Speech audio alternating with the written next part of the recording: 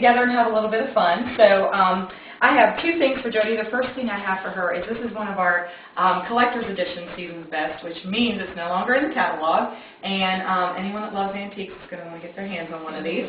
But what I love about our Season's Best is we always have fantastic recipes in them, but I have used them as greeting cards so many times. And so if you're someone that loves to just send a good, quick little get well or happy anniversary or something, send them a Season's Best. It's cheaper than going to Hallmark and getting a card. And you can write something in here, and every time the person uses it, they'll think of you and how thoughtful you are.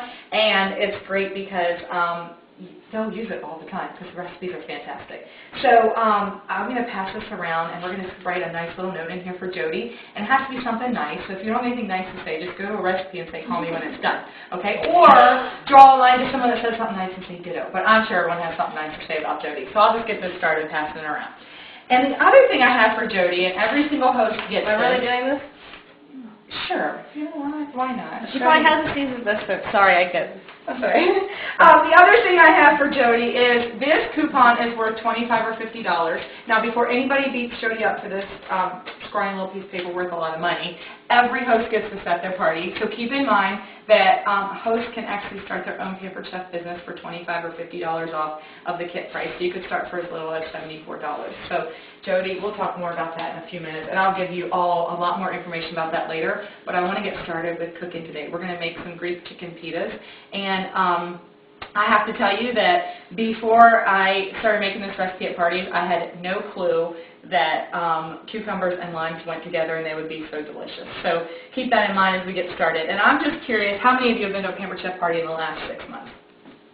Oh, good. All right. So does this one product look familiar? Yeah. How many of you have the deep cover baker?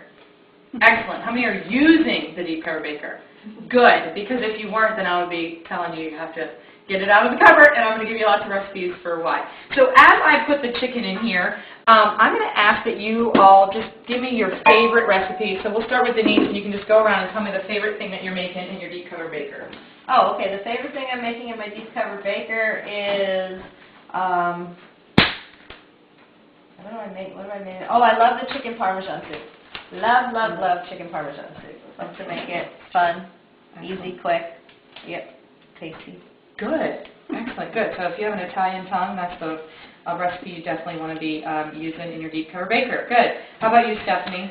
I don't know that it's my favorite recipe because I make so many of them and I like so many of them, but the 30-minute whole roaster has saved my life on a couple of occasions. Excellent. When my oven went and I had my in-laws there. Excellent. Seriously. Okay, I had to so take it out. 30-minute roaster. We'll talk about that in a second. All right, Stacey? I'm always doing the chicken with one of the rubs, or the barbecue chicken sliders. Okay, good. Andy, anything different? Buffalo chicken dip. Excellent. My customers have renamed that chicken cheese crack, so if you haven't had chicken cheese crack lately, let me know. I'll get you that recipe. You must be addicted to chicken cheese crack just like everybody else. So, The chicken enchilada. Excellent. We made that one time. Excellent. Good. Good. I love when I go places and people tell me they're addicted to the food I made at their party. So it's kind of a good occupational hazard. So we are going to just throw some Greek rub on our chicken breast today. So I'm just going to show. I like to always show people there's no added secret ingredient in here. It's just your chicken breast in the baker. And I'm going to add, oh, sorry, I like to make noise.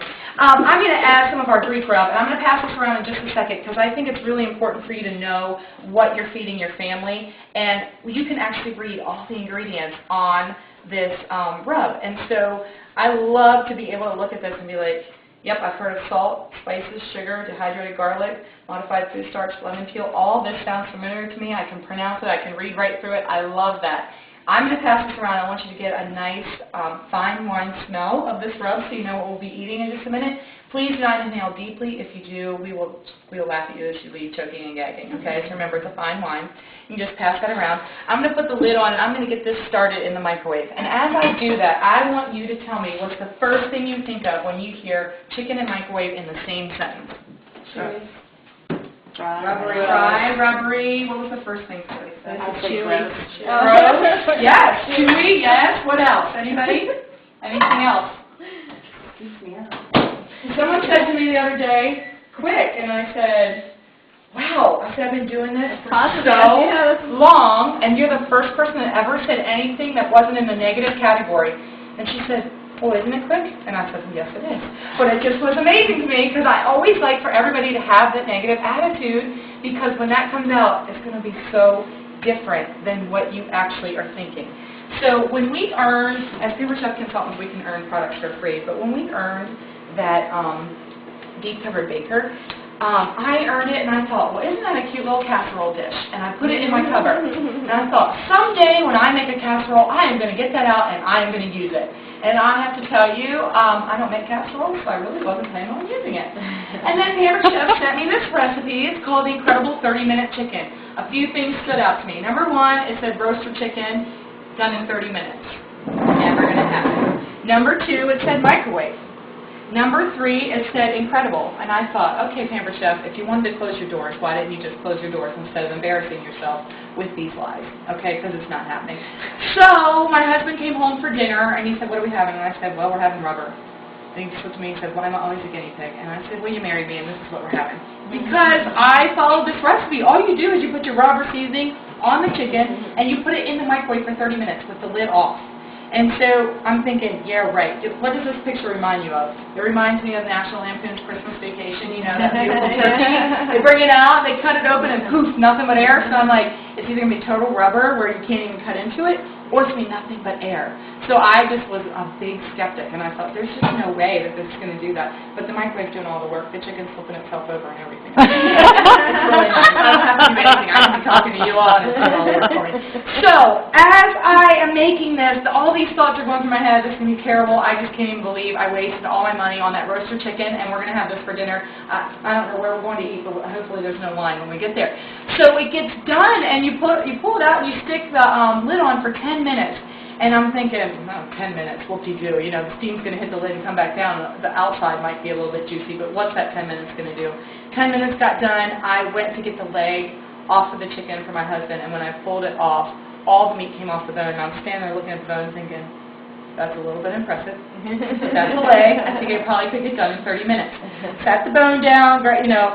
I went to cut into the chicken breast, and all this juice started pouring out, and I'm thinking, oh my gosh, it's not as rubbery looking as I thought it was going to be. I threw it on my plate. I ran to the table. I started eating. I thought, that's incredible. It tastes fantastic. And so I laughed because it's called the Incredible 30-Minute Chicken. And so other consultants, I think, were a little bit skeptical like me, but some of them really loved the baker, and they became instantly in love with it and put together all their favorite recipes that they do in the baker. And so this is what you get with the baker for free when you order it.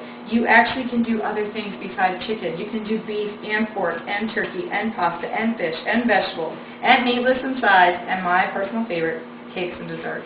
All of that in one dish, obviously at different times. In 25 minutes or less, if it's going at 29 minutes or less if it's going in the microwave, except for that 30-minute chicken, you need 1 extra minute for that. And then if you're putting it in the oven, you can still do all your oven favorites. So you can do your chicken pot pie, you can do your beef. I mean, whatever you did in the oven, you can still do it in your baker in the oven. It goes both places, so versatile. But you will never run out of recipes. So we have our Greek chicken in the microwave cooking away. And I have to ask you, how many of you have had Greek chicken before? I've never had Greek chicken before, but by golly, I turned Greek chicken into Greek chicken just by putting that rub on it. If I wanted Italian, I would just put my Italian on there. And if I wanted barbecue chicken, I would just put our barbecue rub. So I'm miraculous. I can make things happen in just like 3 seconds, pouring out, you know, just pulling out a new rub and pouring it on there. So there's no rules to how much you put on there. I don't know if you noticed me, I was just kind of sprinkling. There's no rule to the amount. I'm going to give you a rule, though, that you can have no naked chicken. So you have to just cover it. If you want a lot, you put a lot. If you don't want as much, don't put as much, but just no naked spots. And then you put your lid on, you stick it in the microwave, and the microwave does all the work. If you notice, I really haven't broken a sweat or done anything else.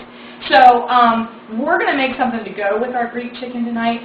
But I was wondering, have you ever used chicken breast for anything else in the kitchen when you're making dinner or lunch, or just use chicken breast in a recipe? Anything else? Stacey, what else for you? I'll make chicken breast, or even if I have leftover turkey, and I'll chop it in the food chopper to make chicken salad. Excellent. Sandwiches. Excellent. Okay, so we're going to use our chicken breast and we're going to make chicken salad. How many of you ever put chicken on a salad?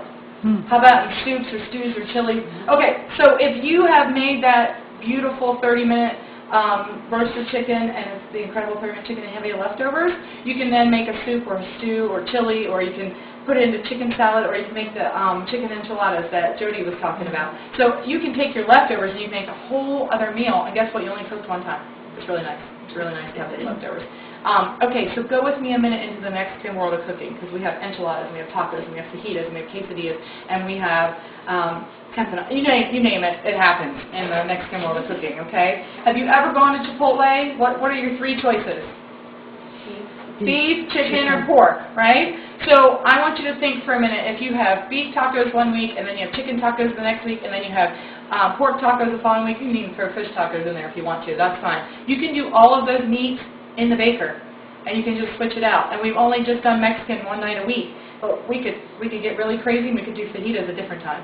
And then we could get even more crazy and we could do enchiladas a different time. And you can just change your meat. There's a whole month worth of cooking by just changing the meat and then what you're going to call it and how you're throwing it together. Okay? How about anyone ever have any pasta with their chicken? You can do pasta in the deep cover baker. So you would do your chicken just like we're doing it. Pull your chicken out. You want to throw a whole box of spaghetti. You're going to have to break it. Sorry, those of you that are Italian, you're going to have to break your pasta to fit it in. And then you're going to put your chicken broth over top. You can add water if you don't want as much chicken broth. If you cook with white wine, or if you cook with white wine, this is when you add that. Okay? Put the lid on, 9 minutes, stir, 9 more minutes. All that broth is going to be in your pasta. You, meanwhile, chopped up your chicken, throw that back on there, and then whatever topping. So you can change your sauce, you can change your noodles, it doesn't really matter. If you have white sauce left over and red sauce, mix them together, a whole new sauce, and you got a whole new meal. Okay? So you can do a whole another month's worth of cooking in the Italian world. We haven't gone into Chinese, and we haven't even gone into American yet. Okay? So we now have 2 months worth of cooking. We saved the Mexican world and the Italian world. We're going to go into Chinese and American world, and we're 4 months, and we've used one tool, and we haven't even gotten anything else dirty. Okay, so if you're thinking, gosh, $88, I don't know, that's kind of pricey. I just want you to think, how often do you eat out? Could you replace that meal that you ate out, maybe even just once a week, with that baker that would keep you at home? It's much cheaper to eat at home than it is to eat out. How about if you go for groceries and you stand in the aisle and you're thinking, yep, I don't know what to get this week, but you might have a whole entire new world of recipes to try, and you're thinking, gosh, I think I want to have Greek chicken this week, or I want to have whatever, and you didn't try all of our rubs, but you're thinking, well, I have noodles, I just need some sauce. So you can cut down on your grocery bill because you know what you want to make. The other thing that I have found is that I totally lost my train of thought there. Where did it go? Something about the baker and something about